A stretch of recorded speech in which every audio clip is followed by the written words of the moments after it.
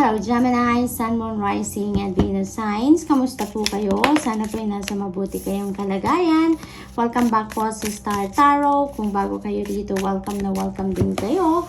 Thank you po sa inyong support. I truly appreciate it and God bless you all.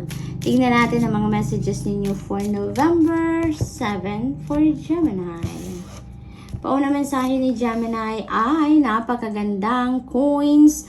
Money will be coming to you. Ayan. So, merong parating na pera. There is financial gain. There is financial blessing coming in sa buhay ninyo around this time, Gemini. So, good luck to that. We have the barrel, and you feel something is lacking in your life. Perhaps love, money, or gold. Ayan.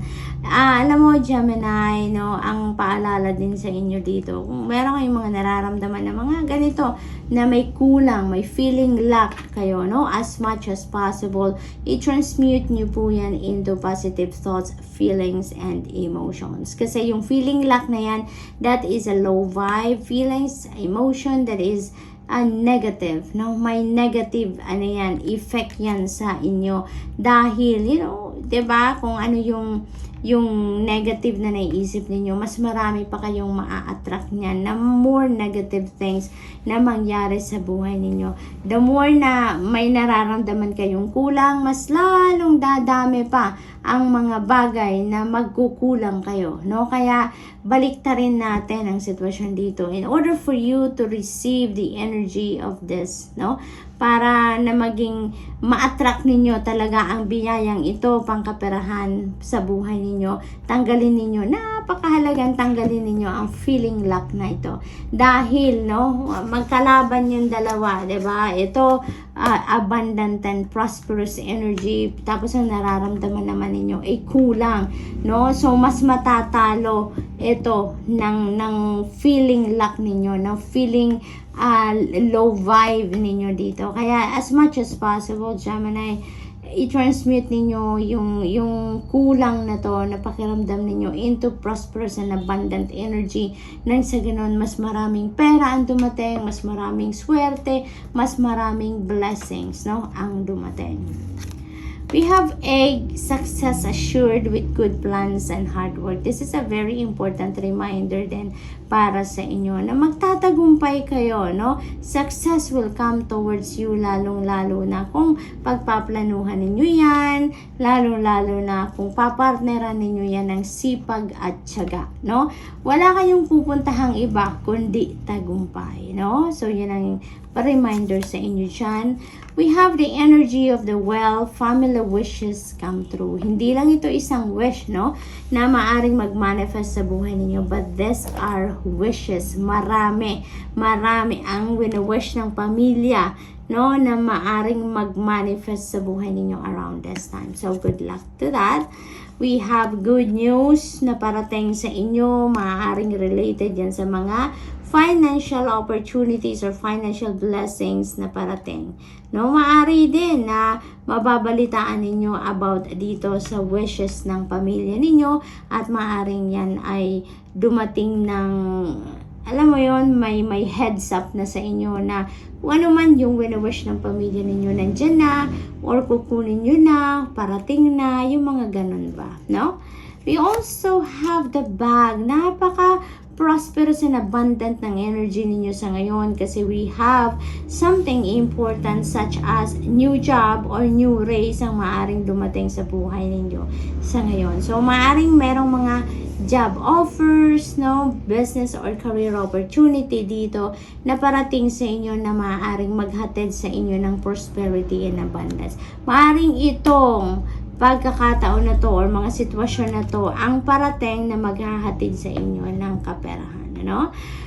Good luck, Gemini, and that's all I have for you for today. I hope nakatulong ang mga mensaheng ito in some way. Thank you for watching. Love and light. Namaste. Hello, Libra, Sun, Moon, Rising, Venus signs. Kamusta po kayo? Sana po nasa mabuti kayong kalagayan. Welcome back po sa Star Tarot, and kung bago kayo dito, welcome na welcome din kayo. Thank you po sa inyong support. I truly appreciate it and God bless you all. Tingnan natin ang mga mensahe po ninyo para sa November 7 po. Thank you. Po na mensahe ni Libra ay happiness. Ayan, Libra, napakaganda. Kasi mababalot kayo ng saya around this time, no? There are going to be a lot of reasons, no? Different reasons na mas makakadagdag ng iyong kasiyahang mararamdaman around this time. We also have grasshopper and situations in the balance that require careful handling. Feeling ko dito meron kayo dito sitwasyon na siguro medyo delikado, no? Yung medyo sensitive issue. Siguro ang kailangan dito ng naingat na approach, kailangan ng dahan-dahang approach dito. Maaring related yan sa pamilya or maybe relationship, no? Or maaring sa mga anak, yung mga ganun. We have dogs getting together with friends. Ayan, napakaganda kasi meron dito kayo, pagkikita, pagka-catch up siguro with friends, no? Maaring magkakaroon ngayon ng pagkakataon dito para makapag unwind kasama ang mga kaibigan. Maaring for the longest time, no? Hindi kayo siguro nagkakaroon ng ganyang pagkakataon, pero ngayon, no, at least, 'di ba, makakapag-kita-kita kayo with your other friends, yung mga ganon, kaya napaka exciting, diba? So, i-enjoy ninyo ang pagkakataong ito, Libra, na magkaroon kayo ng time naman para naman sa inyong mga kaibigan, no? Ma-cultivate at ma-nurture naman ninyo ang inyong relationship with your friends. We have older man, dealings or relationship with an older man. Maaaring yung sitwasyon na to, ito na kailangan ninyo ng balanse, kailangan ninyo na maging careful kayo, maingat sa pag-handle ng sitwasyon na yan. Maybe that is related to this older man, no? This could be anyone in the family. Maaaring asawa ninyo to, maaaring kapatid ninyo, maaaring nandiligaw sa inyo, boyfriend ninyo, maaari din naman na boss ninyo ito, no? This could be anyone sa pamilya or sa buhay ninyo, Libra. Maaari din naman na to si older man ang maghahatid sa inyo ng iba yung saya, no? So, maaring mai-inspire kayo niyan lagi, or mai-inspire kayo nun lalo na sa ngayon, no? Libra. Kangaroo, unsettled times need to plan ahead. Ayan. So, maybe, no, this is it. This is the grasshopper energy. Kailangan ninyong pagplanuhan, kailangan ninyong pag-isipan mabuti, no? Kung ano man ang sitwasyon na yan, how are you going to approach that situation? You know, you need to think about it many times, no? Kailangan pag-isipan mabuti. So, what else? We have March. Ayan. So, there is something, no, na gagawin ninyo around March. Maaari din naman na siguro itong getting together with friends ninyo. Maaring ngayon na yan. Maaari din naman na plan yan. Naririnig ko travel, no? Siguro meron travel kayo with friends na mangyayari by March, no? Maaring yan ang planong binubuo ninyo at ng inyong mga kaibigan dito. Maaring meron ngayong get together with friends na gaganapin in March. Maaring yung mga kaibigan ninyo, no? Siguro mga nasa malalayong lugar, hiwa-hiwalay siguro kayo, no? Geographically, at ngayon maaaring nagbabala kayo ng pagkita-kita or travel, siguro yan around March. Siguro maaaring yan ang kailangan ninyong pagplanuhan, no? So, good luck to that, Libra, and that's all I have for you for today. I hope nakatulong mga mensaheng ito in some way. Thank you for watching. Love and light. Namaste. Hello Aquarius, Sun, Moon, Rising, Venus signs. Kamusta po kayo? Sana po nasa mabuti kayong kalagayan. Welcome back po sa Star Tarot. Kung bago kayo dito, welcome din po kayo. Thank you po sa inyong suporta. I truly appreciate it and God bless you all. Tignan natin po ngayon ang messages ninyo for November 7. Pauna mensahe ni Aquarius, Goldfish po. Increase in material wealth or spiritual growth. Yan, napakaganda, no? Napakaganda. So, it's either kaperahan ang parating sa inyo, no? Na makakadagdag sa inyong mga kayamanan, or this is spiritual growth, no? So, napakaganda nito. Either way, napakaganda because, you know, parehas kayong merong magbabago sa buhay ninyo dito pang kaperahan or usaping spiritual. we have September. Ayan, nakaraan na si September, kaya maaaring September 2024 na pinag-uusapan natin dito, no? So, maaaring meron ditong proyekto, yun ang naririnig ko na gagawin ninyo in September. Maaari din naman na meron kayong target na gusto ninyong ma-hit, no? Plano, no? Malayo pa to, kaya siguro ano to, long-term goal ninyo ito, Aquarius, na gusto ninyong simulan siguro ngayon, na maaaring ang target ninyong matapos or tapusin ang sitwasyon na to is September 2024. Maaari din naman ganun ang sitwasyon. Ito naman yung tumalon kanina. We have the energy of the peacock. Beware of great pride, no? Aquarius. Alalahanin din natin na yung pride, nakakasira din yan ng mga bagay-bagay, no? Nakakasira ng relationships, ng mga ganon. Kaya siguro ngayon, iwasan natin na pairalin ang pride dito, Aquarius, para maging smooth sailing ng lahat, para maging maayos lahat ng ating mga relationships, no? Iwasan natin na umeksena ang pride natin, no? Let's see what else for Aquarius. We have egg. Success assured with good plans and hard work. Ayan, tagumpay. Merong pagtatagumpay dito na mangyayari sa inyo, pero parang it requires you to plan ahead. It requires you to have a good plan at anuhan ninyo yan, samahan ninyo ng hard work, samahan ninyo ng extra effort, no?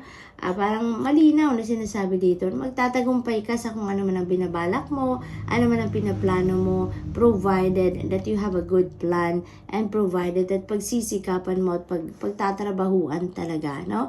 Extra effort ang kailangan dito, Aquarius, and sigurado makakamit mo ang inyong tagumpay. So we have finger. Ayan. So warning you of a problem either now or in the future.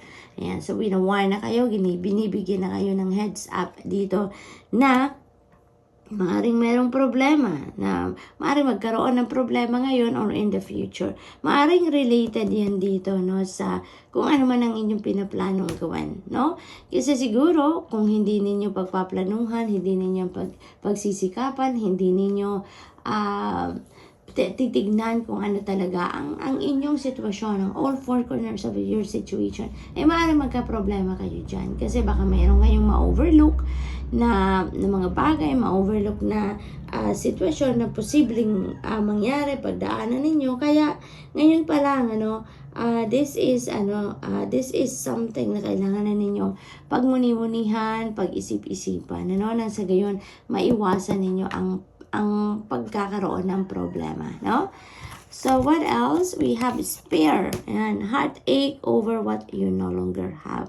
Ayan, so parang nag-aano pa rin kayo, no? Meron pa rin kayong heartache na nararamdaman, no? Regarding something na wala na naman na sa'yo, hindi na yan parte ng buhay ninyo, no? So maybe this is also something that you need to think about sa ngayon, Aquarius? Kasi parang meron pa rin kayong panghihinayang siguro sa puso ninyo. But that's already done. That's already gone sa buhay ninyo. No, maybe it's time for you to move on na. Kaya kailangan ninyong pag-isipan mabuti. Kasi di ba yung mga nawawala na sa buhay natin, yung mga kahit bagay or situations or lalong-lalo na mga tao, no? If they are no longer, naging parte sila ng buhay natin, pero hindi na sila parte ng buhay natin sa ngayon. In the past, oo, pero ngayon, wala na. There is always a reason for that. No, there's always a reason. Maaring tapos na yung mission nila sa atin. Maaring tapos na din ang mission natin sa kanila. That's why we need to move on from each other, diba? Kaya pag-isip-isipan din ninyo yan. Because otherwise, baka magka-problema kayo dyan, or mag-create yan ng stress pa sa buhay ninyo, or mag-create pa yan ng extra problema or additional problema. Lalong-lalo na, wala na naman na yan. Tapos na yan sa atin, no? So, tapos na yung parte natin sa buhay ng bawat isa, kumbaga. Kaya maybe, pag-isip-isipan ninyong mabuti. At maybe now is the time for you to open your eyes, no? And open your heart. At tignan ninyo, no? balansehin ninyo ngayon ang mga nararamdaman ninyo, mga iniisip ninyo, and maybe, bigyan ninyo ng pagkakataon ng inyong sarili ngayon na makapag-move on na from this situation. So, Aquarius, that's all I have for you for today. I hope nakatulong ang mga mensaheng ito in some way. Thank you for watching. Love and light. Namaste.